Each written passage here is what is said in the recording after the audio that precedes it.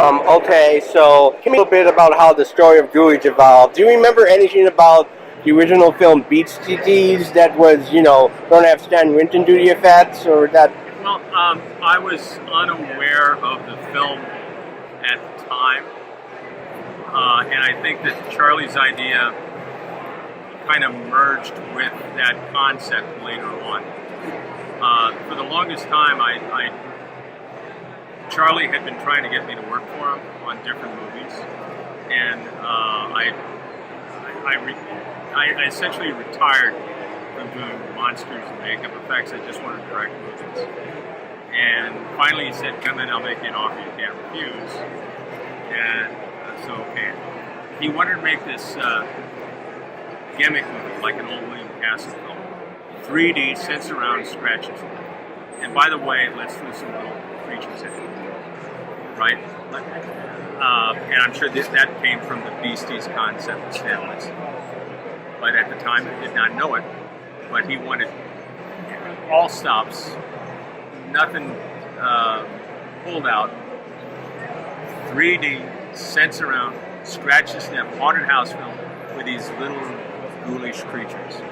Okay, where's the offer I can't refuse? Because I hear you want to direct. I'll find a movie for you to direct.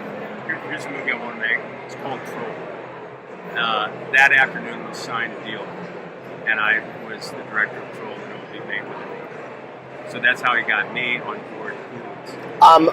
I'm told that the story of Ghoulies at one point involved, a child figuring out that his grandpa's tall tales were true.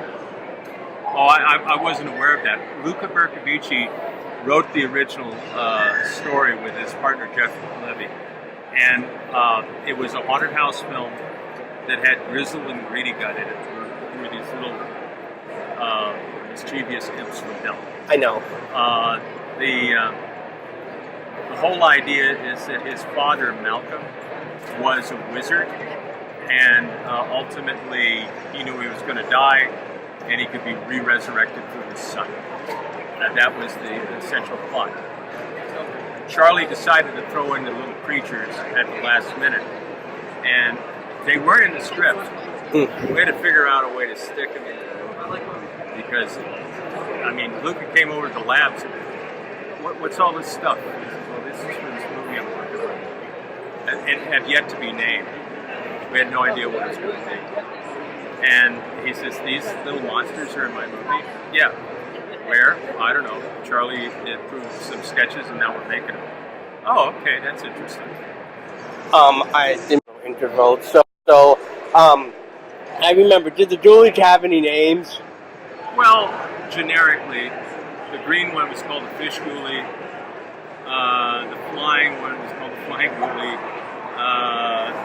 The little one with a wiggly nose and the horns was called the Rat Ghoulie. There's a Cat Ghoulie. There's a Cat Ghoulie. What about the fat one with like an alligator and had like beat eyes and nose? That one didn't come around until Ghoulies 2. Yeah, but I know. Okay, yeah, Cat, the rat, the green one, do you have any stories about working on Ghoulies 2 or Ghoulies 3? Ghoulies 2. I was initially they wanted me to direct it because Troll turned out to be a hit.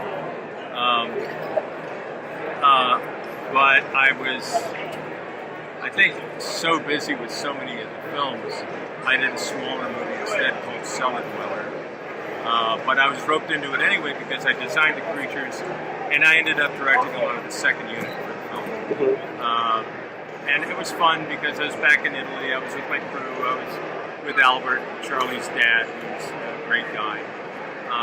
And then, as far as Ghoulies 3... Ghoulies Go to College. Ghoulies Go to College. Essentially, I was approached by Vestron to be involved with Ghoulies, and they already had another project. Coming up at 2:15, professional photo op with Amy Steele in the photo room on the 3rd floor. Sorry. Tickets are available at the Rock and Shock merch booth by the show entrance. they already had another property that I was developing with Vestron.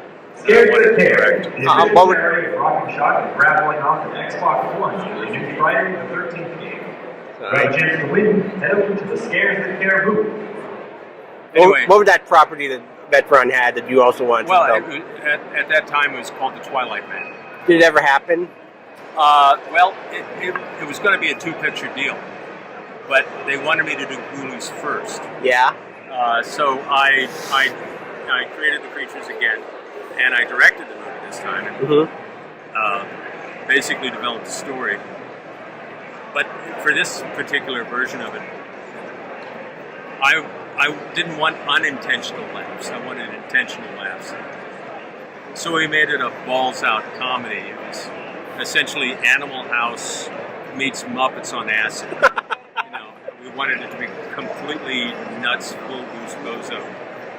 But it got weird because my executive producer started seeing other possibilities, and he started skewing the comedy. You can only go two ways.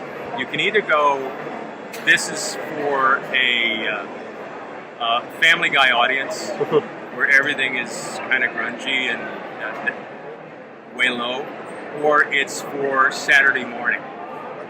Now, initially, they wanted to kind of go Saturday morning. I know they wanted to do a kids show. Yeah, they wanted to do a Saturday morning kids show, but unfortunately, it became more about boobs and sex, and I don't know how to do that. How do you make a Saturday morning kids show with a bunch of female mammaries flapping around? It was a fun film to make. I think we had some very funny moments.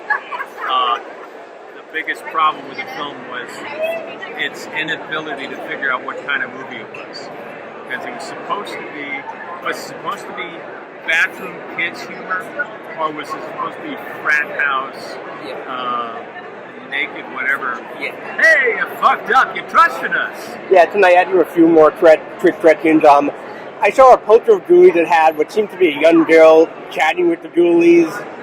Whatever happened? What was that about? It was like an early Ghoulies poster back when Hemdale was involved. It had what seemed to be a teenage girl chatting with the Ghoulies in the field. Oh, actually, it was a poster. Yeah. And I think that was just that's when Charlie Band was selling the film at the AFM, the American Film Market, and they saw various campaigns. One was like, this is a PG movie, it's like E.T., or this one is like a demonic hammer film. I wouldn't mind seeing some of those. Run the gamut. Whichever one they want to buy is the one you sell. It's going to be whatever. Yeah. There was a Ninja Turtle comic in Ghoulies 3. Were you a fan of the Turtle comics, or whose idea was to throw the Turtle comic in there? I'm sorry, I didn't understand the question. There was a Ninja Turtle comic in Ghoulies 3. Well, then I had your question.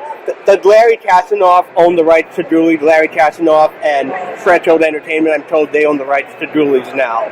Well, yeah. I mean, Larry Kasanoff owned the rights to Ghoulies if he made a sequel that year.